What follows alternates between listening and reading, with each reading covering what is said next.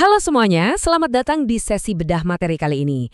Hari ini kita bakal menyelami satu topik krusial, kerangka kerja atau framework yang bisa jadi penentu hidup matinya strategi pendidikan Anda.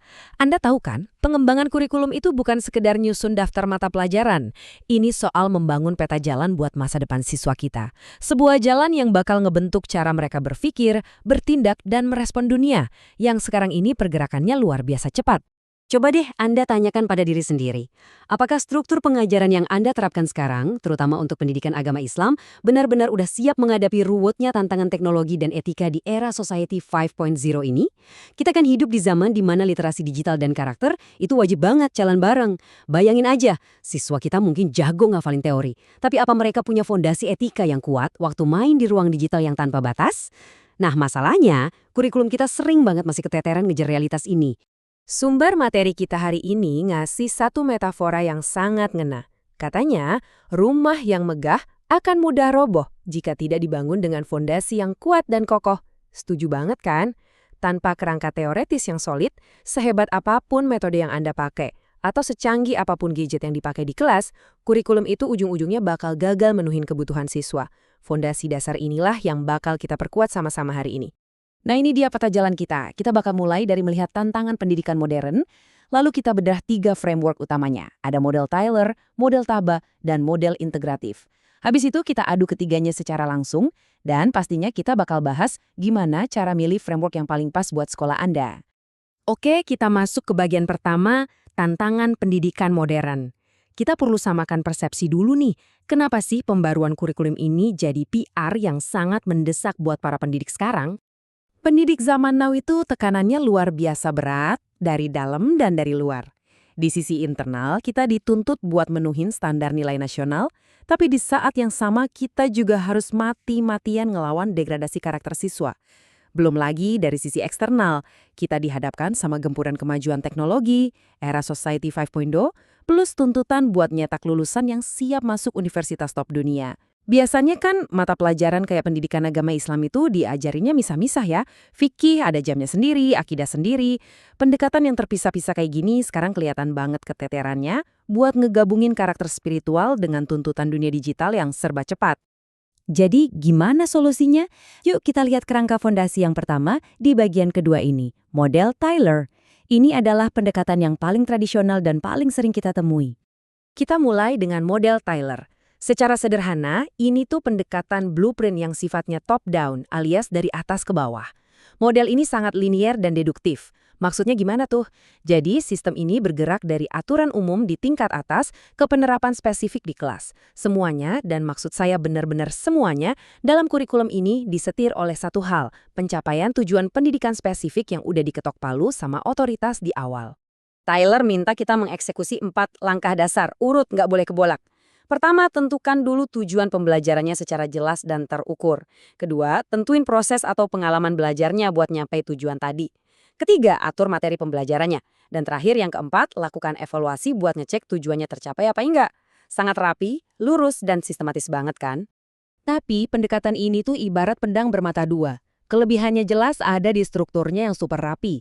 Karena tujuannya spesifik dari awal, model ini gampang banget buat dievaluasi. Makanya, ini jadi favorit banget buat ujian nasional berskala besar. Tapi kekurangannya, aduh, ini kaku banget. Model ini seakan-akan maksa semua tanaman tumbuh di pot yang ukurannya sama persis. Padahal di dunia nyata, setiap siswa kan punya laju perkembangan psikologis yang beda-beda. Jadi, agak kurang ngasih ruang buat kreativitas dan spontanitas yang organik di dalam kelas. Terus gimana kalau kita balik aja logikanya? Nah, kita masuk ke bagian 3, model Taba, yang lebih fleksibel dan partisipatif. Kenalkan, ini model Taba. Kalau Tyler tadi top down, nah si Taba ini kebalikannya, bottom up, dari bawah ke atas. Ini model induktif yang sangat demokratis. Bergeraknya dari pengalaman real di lapangan, baru ditarik kesimpulan umum. Fokusnya ada di perencanaan akar rumput. Jadi guru sebagai sosok pahlawan yang paling paham kondisi sehari-hari siswanya, dikasih kunci buat duduk langsung di kursi pengemudi. Alih-alih mulai dengan tujuan saklek dari pusat, guru di model ini mulai dengan langkah pertama yang beda banget. Diagnosis dulu kebutuhan real siswa di kelas hari itu.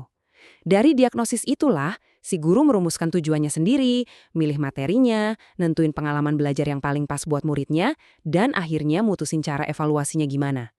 Ini benar-benar kurikulum yang hidup dan bernapas langsung dari realitas ruang kelas Anda. Menarik banget kan? Tapi ingat, selalu ada pertukaran praktis di sini. Betul, Anda dapat kurikulum yang luar biasa fleksibel, demokratis, dan otonomi guru jadi maksimal banget. Tapi harganya lumayan mahal. Model ini nuntut hampir semua staf pengajar Anda punya skill merancang kurikulum level dewa. Dan kita harus jujur, proses meracik dari bawah ke atas begini butuh waktu yang jauh lebih lama daripada cuma sekedar download dan jalanin silabus standar dari pusat. Oke, sekarang gimana kalau masalah utamanya itu bukan pada siapa yang nyusun, tapi pada tembok-tembok pembatas antar mata pelajaran itu sendiri? Kita masuk ke bagian 4, model integratif. Ini dia solusi yang lebih modern, model integratif. Pendekatan ini secara sadar ngancurin sekat-sekat kaku antar disiplin ilmu. Jadi, nggak ada lagi tuh ceritanya belajar agama di 1 jam, terus belajar sains di jam berikutnya seolah dua hal itu nggak ada hubungannya. Model ini ngegabungin ilmu agama atau tafakufiddin sama ilmu pengetahuan umum jadi satu sudut pandang yang benar-benar utuh dan holistik. Sumber kita ngasih studi kasus yang brilian banget soal ini, yaitu kolaborasi kurikulum keren yang sekarang udah diterapin di MAN 1 Mojokerto. Proses kerjanya sangat inovatif dan berani.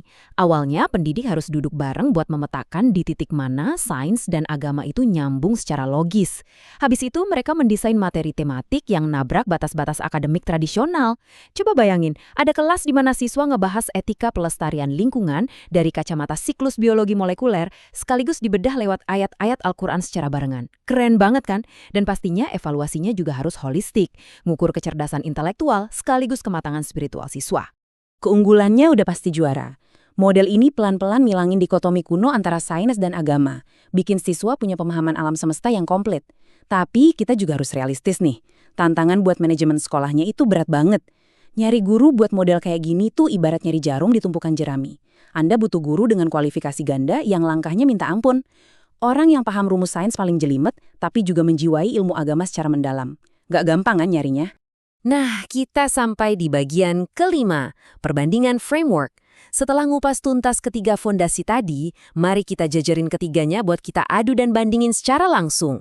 Tabel di layar ini pada dasarnya adalah contekan andalan kita hari ini. Ringkasan yang disarikan langsung dari analisis inti sumber kita. Dari sini kelihatan jelas banget kalau nggak ada satupun model yang tanpa cacat. Tyler menang di kemudahan evaluasi massal buat nyampe standar nasional, tapi harus ngorbanin fleksibilitas karena kekakuannya. Taba itu model yang sangat mempercayai guru-guru Anda, tapi ya itu tadi, siap-siap aja waktu mereka bakal banyak tersita. Sedangkan integratif, super revolusioner karena ngancurin sekat-sekat akademik demi pembelajaran utuh, tapi PR terbesarnya ada di langkahnya SDM ahli ganda tadi. Terus, dari semua data perbandingan ini, gimana cara kita mulai milih? Kita bahas kesimpulannya di bagian ke-6, memilih yang tepat. Pilihan yang bijak itu harus selalu dikembalikan pada konteks dan realitas di institusi Anda sendiri. Kalau Anda berada di level pemerintahan atau jaringan sekolah skala besar yang harus mastiin ratusan ribu siswa lulus standar minimal kompetensi dengan efisien, Tyler itu alat mekanis yang paling bisa diandalkan. Tapi, beda cerita kalau Anda ngelola sekolah atau madrasah mandiri yang pengen lebih merespons budaya dan kebutuhan spesifik di komunitas lokal Anda. Kalau situasinya begitu, otonomi dari model Tabah adalah pilihan yang sangat ideal.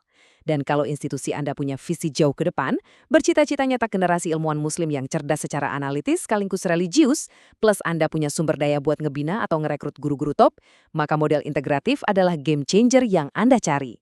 Pada akhirnya, inovasi kurikulum itu bukan sekedar ganti nama mata pelajaran yang dicetak di rapor atau ngasih sampul baru di buku teks. Ini soal ngebangun pola pikir dasar yang bakal jadi kompas buat setiap interaksi, setiap pertanyaan, dan setiap pencerahan yang terjadi di ruang kelas. Jadi, coba evaluasi lagi sumber daya yang Anda punya sekarang dengan sejujur-jujurnya, dan bayangkan mau dibawa kemana institusi Anda 10 tahun dari sekarang. Dari ketiga framework tadi, mana yang bakal Anda pilih untuk jadi fondasi kokoh kesuksesan sejati siswa Anda di era Society 5.0 ini? Keputusan krusial itu ada di tangan Anda. Tetap semangat mengeksplorasi dan sampai jumpa di sesi bedah materi kita selanjutnya.